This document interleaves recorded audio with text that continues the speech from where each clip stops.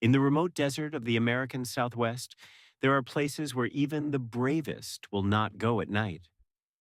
Among the Navajo, they speak of the Yi Naldlushi, the Skinwalker, a shapeshifter, a curse made flesh. For decades, these stories were whispered until one ranch and one family found themselves face to face with something no one should ever see. In 1994, the Sherman family bought a sprawling ranch in Utah. It had been abandoned for years. Locals never stayed long. Almost immediately, strange events began, doors locking on their own. A giant wolf like creature appearing at dusk, unfazed by bullets. Cattle mutilations, precise and surgical, with no blood spilled. Ew. Terry Sherman, audio. You'd hear something in the dark, low like a growl.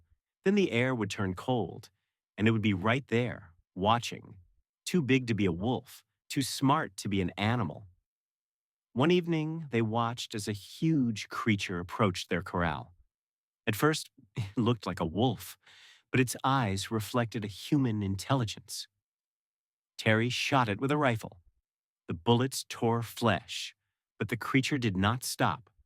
It looked at him, almost smiling, before walking back into the desert. The tracks in the sand just stopped, as if the thing vanished into thin air.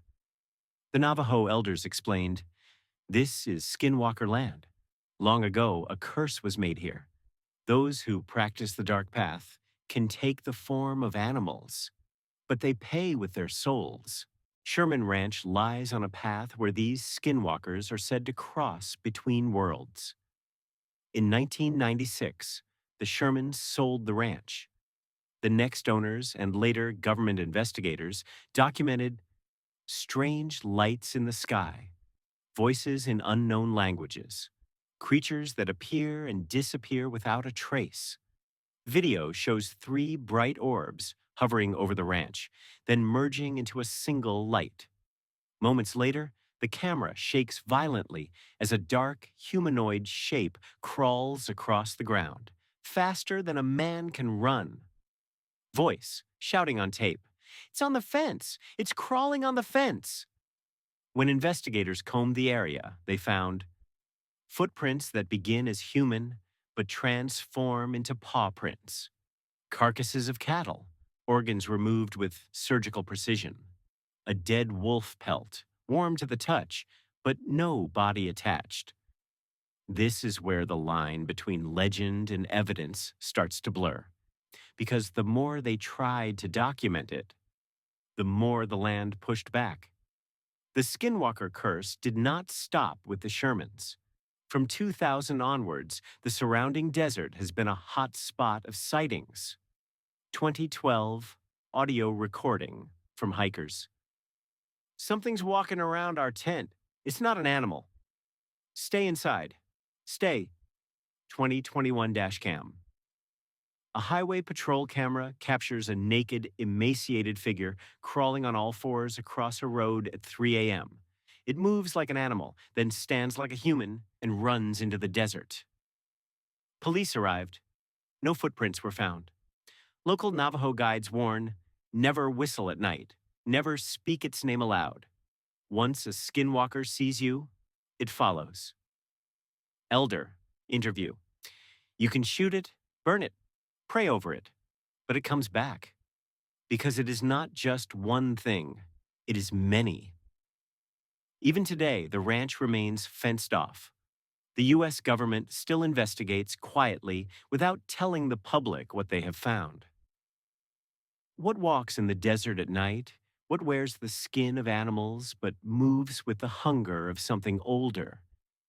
In our next chapter, we will go deeper into the forbidden land, where the skinwalker waits. Navajo guides repeat the same warnings. Never whistle at night. Never speak its name aloud. Once a skinwalker sees you, it follows. Caller. Something is outside my window. It looks like a person, but it's crawling on all fours.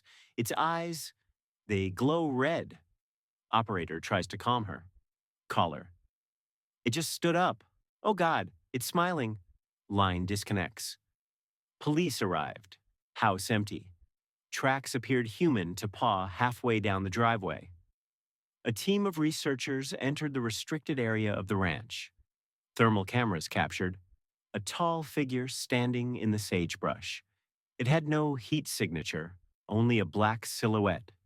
It stared, then vanished. Later that night, their tents were torn open from the outside. For centuries, the Skinwalker has haunted the Navajo Nation, the deserts of Utah and Arizona, and anyone foolish enough to trespass where they do not belong. It is not a legend, it is a warning. And the land remembers. The desert keeps its secrets. What walks out there under the cold moon doesn't stop when the cameras are gone. It watches. It waits. And when you leave, it follows you home in your dreams. And sometimes beyond that. If this story has kept you looking over your shoulder, know this. There are more places like this.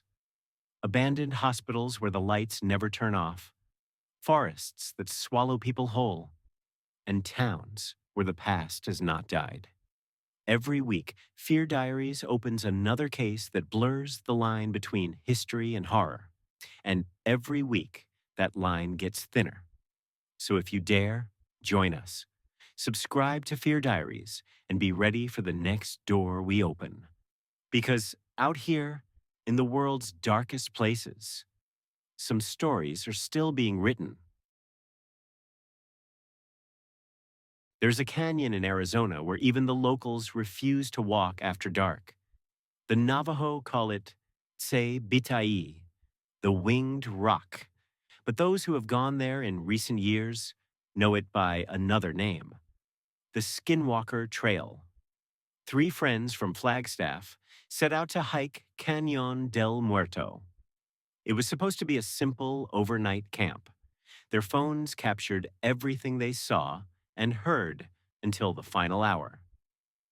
At 1:13 a.m., the first strange sound was recorded, a human voice calling their names. But none of them had spoken. Ethan, female whisper. Did you hear that? It sounded like my mom. No one else was there. At dawn, they saw a tall figure standing on the ridge, too far to see its face, but its arms hung unnaturally long. Phone video. Camera zooms in. The figure drops to all fours and runs, covering 50 feet in seconds, then vanishes behind a rock.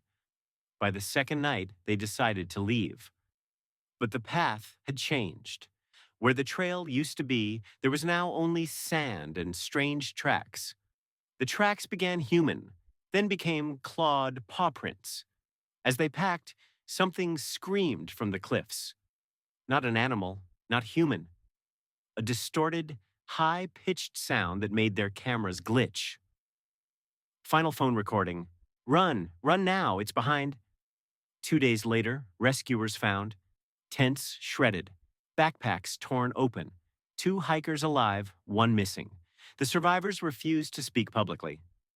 But privately, one told a ranger, "It was wearing his face. It called my name, but its mouth wasn't moving." Investigators found long black hairs caught in the tent fabric. DNA testing came back non-human. Voices calling to them in familiar tones. Tall, pale creatures that run on all fours. Orbs of light floating along the canyon floor. I saw it on the road, naked, pale, crawling. Then it stood up and smiled at me. I haven't driven that route since. Local Navajo people warn, do not answer if you hear your name. Do not leave camp at night. Do not look it in the eyes. That canyon belongs to them. People who go there without respect never come back whole. Researchers deployed drones at night. Thermal cameras picked up a cold figure crawling along the canyon floor. The drone's battery died mid-flight. The last frame, the creature looking straight into the lens. Campers continue to hear mothers, brothers, friends calling from the dark. But if you follow the sound, it leads you deeper into the canyon, where the trail ends in black rock. That place is called the Mouth. Locals say it's a doorway. The canyon remembers. And what walks there now is older than any human curse. If you ever hear a familiar voice calling you from the rocks, remember this story and do not answer. If this story chills you, remember, this is not just a tale. This is a warning, because there are still places where the old things live. And every week, we open another one of those doors. Subscribe to Fear Diaries and join us as we explore the real horror that history tried to bury. You may not sleep the same, but at least you'll know the truth.